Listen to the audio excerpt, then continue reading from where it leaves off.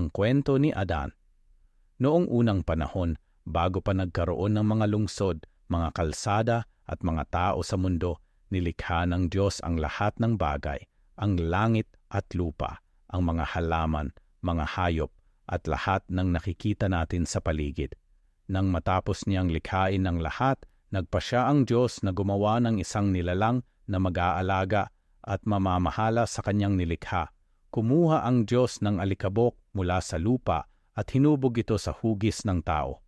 Pagkatapos, hiningahan niya ito ng buhay at nabuhay ang nilalang na ito. Tinawag siya ng Diyos na Adan.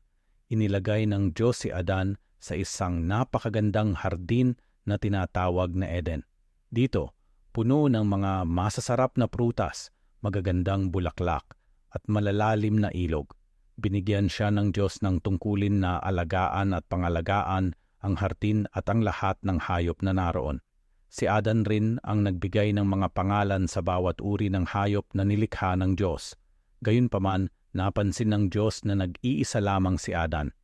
Wala siyang kasama na katulad niya na makakausap o makakasama sa kanyang mga gawain.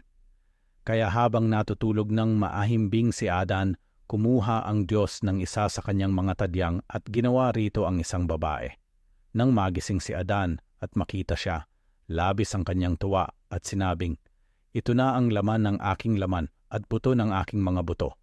Tinawag niya itong Eva at siya ang naging kanyang kasama at asawa. Binigyan sila ng Diyos ng utos na makakakain sila ng lahat ng prutas sa hardin, maliban lamang sa prutas ng puno ng kaalaman sa mabuti at masama. Sinabi niya na kapag kinain nila ito, sila ay mamamatay. Ngunit dumating ang panahon na sinubok ang kanilang katapatan.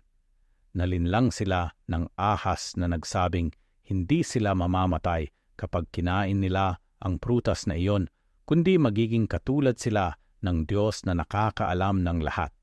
Dahil sa tukso, kumain sila ng prutas na ipinagbawal ng Diyos. Nang gawin nila ito, namulat ang kanilang mga mata at nalaman nila ang pagkakaiba ng mabuti sa masama, at nakaramdam sila ng kahihiyan. Nang malaman ito ng Diyos, bagamat siya ay nalungkot, hindi niya sila pinabayaan. Gayunpaman, kinailangan silang paalisin mula sa hardin ng Eden dahil hindi na sila maaaring manatili roon matapos nilang suwayin ang utos ng Diyos.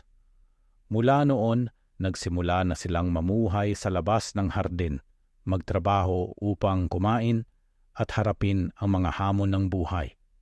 Gayunpaman, hindi nawala ang pagmamahal ng Diyos sa kanila. Patuloy niya silang binigyan ng pagkalinga at mula kina Adan at Eva, nagmula ang lahat ng tao sa buong mundo.